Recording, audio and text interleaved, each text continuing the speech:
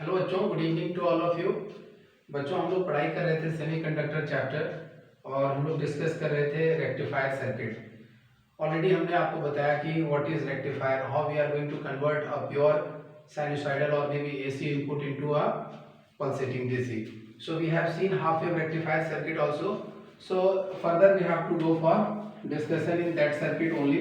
So let us start with that only, half wave rectifier.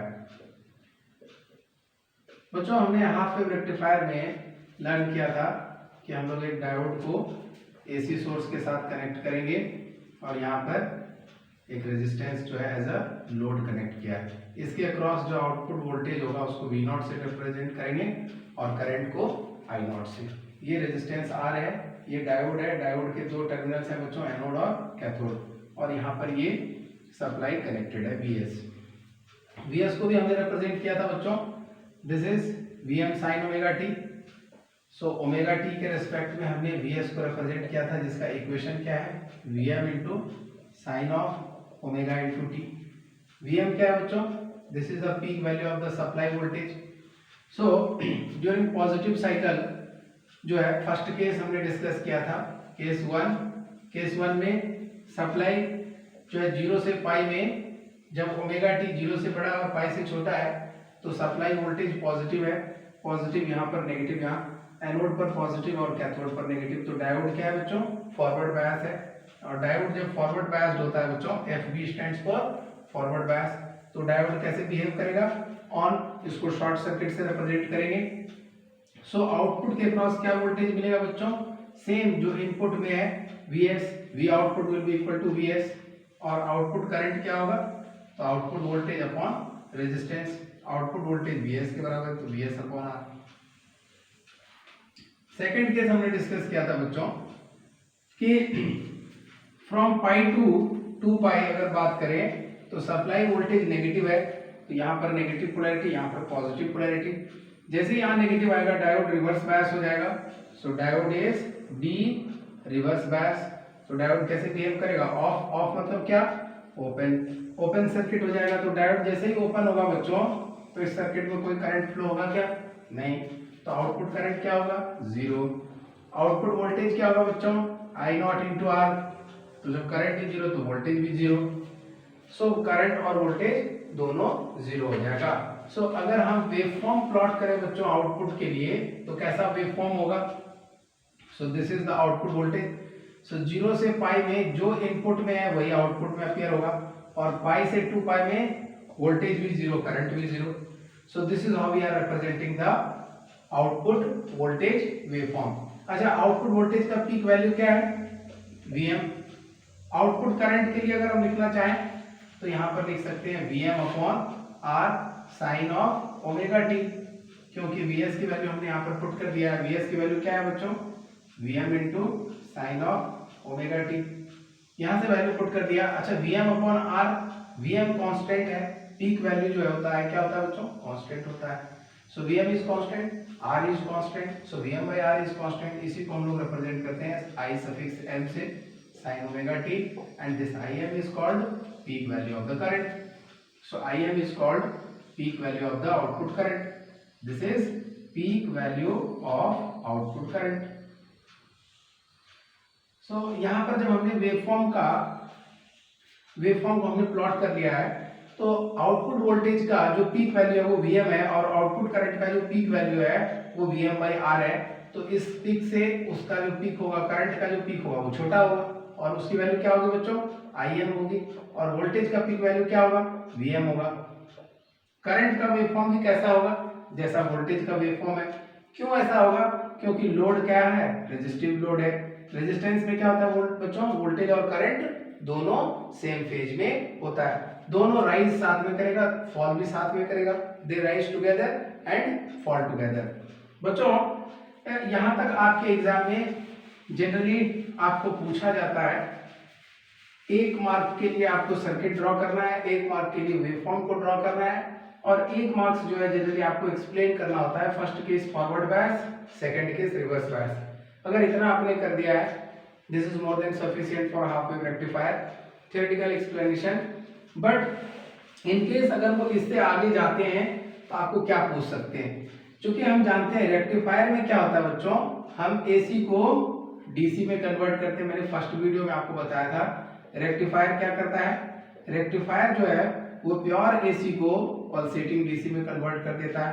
Pulsating DC में convert करता है, pure DC में convert नहीं करता है। सर पल्सेटिंग डीसी का क्या मतलब है? पल्सेटिंग डीसी का मतलब है कि जो आउटपुट है बच्चों, उस आउटपुट में एसी कंपोनेंट भी है और डीसी कंपोनेंट भी है। अब हमें यहाँ पर क्या करना पड़ेगा, हमें फिल्टर सर्किट को यूज करना है, जो कि आपको पढ़ना नहीं है।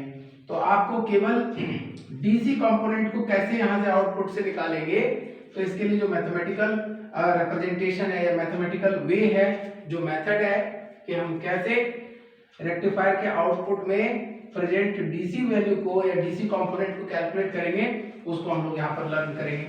सो यहाँ पर हम लोग लिखेंगे बच्चों DC voltage in the output of rectifier is given by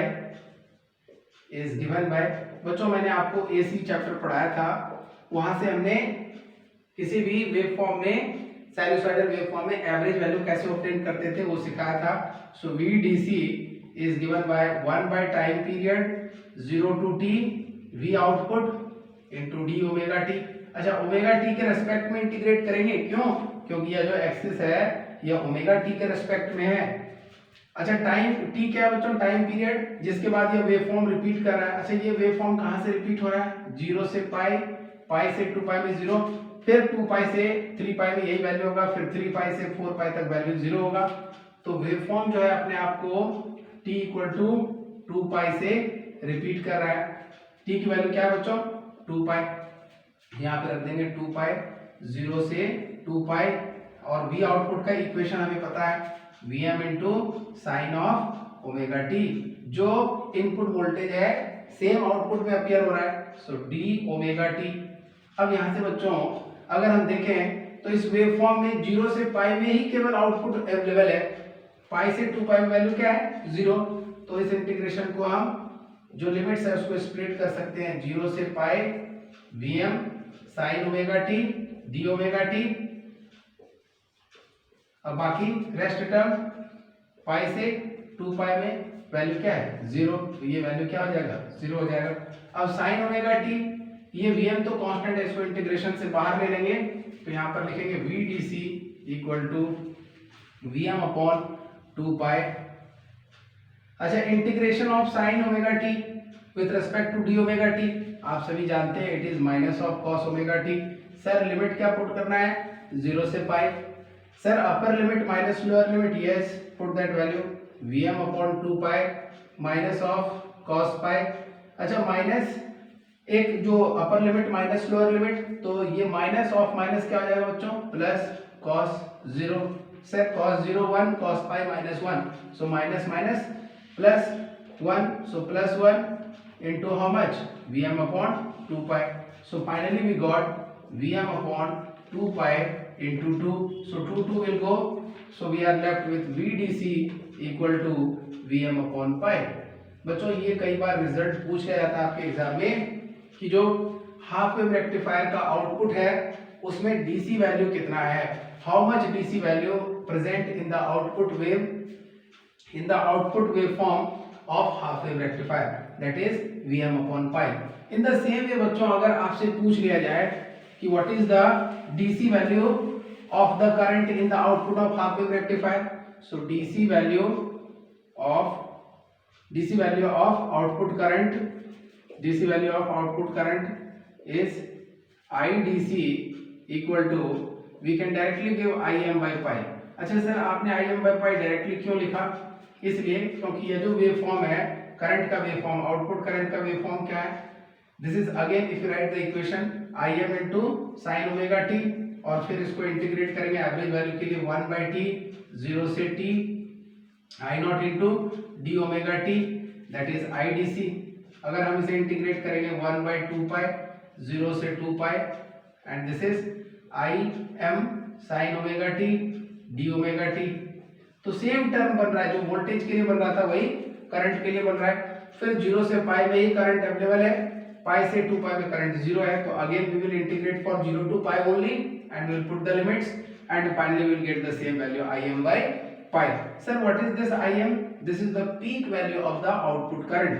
So in this circuit, this much only we are going to be asked in our exam. इससे आगे भी बहुत सारी बातें हैं लेकिन आपको पढ़ना नहीं है, तो इसलिए इतनी ही बातें इस सर्किट से रिलेटेड। इसके बाद हम लोग नेक्स्ट वीडियो में बच्चों पढ़ेंगे फुल वेव रेक्टिफायर, और फुल वेव रेक्टिफायर में पहले हम लोग सर्किट को पढ़ेंगे अगेन, फिर थियोरेटिकल एनालिसिस का फॉरवर्ड बायस कब रिवर्स बायस का केस बनेगा वो पढ़ेंगे, और उसके बाद फिर हम लोग वेवफॉर्म वगैरह को डिस्कस करके again DC value of the voltage and DC value of the current in the output of full wave rectifier को भी हम लोग ब्रीफली डिस्कस करेंगे। तो इस वीडियो का कंटेंट यहाँ तक ही है, आप इसको अच्छे से वॉच करिए, फिर हम लोग मिलते हैं अगले वीडियो में। इस वीडियो में इतना ही, थैंक यू।